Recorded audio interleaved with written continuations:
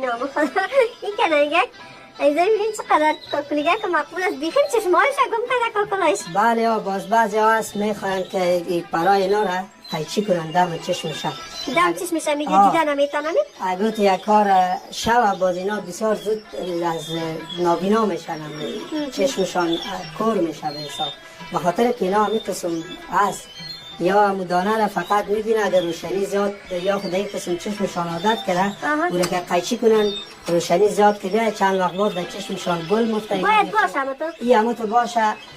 دینی دانه خوراک دانه خورده نمیتونه باید در یک چیزی برش دانه بانن که بتونه دانه خورده. خب نباید کاکلایش قیچی شد. بله اگر بعضی هست اشتباهاً قیچی میکنن میگه چه قسم همیاب و دانه را ببینه او خودش قدرت خداوند است به مبدع و دانه خود پیدا میکنه فقط در یک چیزه که مناسب که این بتونه راحت دانه خورده بتونه برش بانن هیچ مشکلی نیست. در خواندن چطور میخوانه؟ خواندن این خوب ماده است.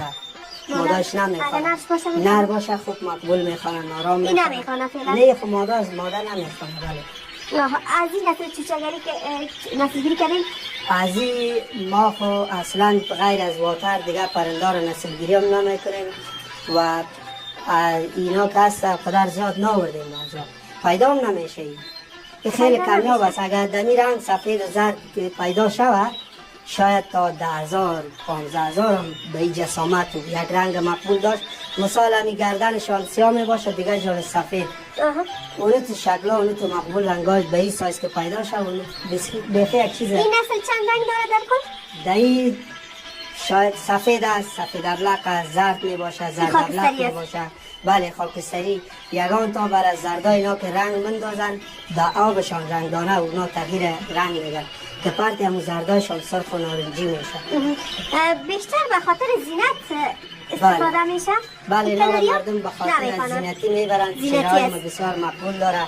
این کناری های زینتی هست؟ بله یک چیزی است که برای مردم بسیار جالب است. جالب است واقعا. خب عزیزا بسیار خوشم آمد.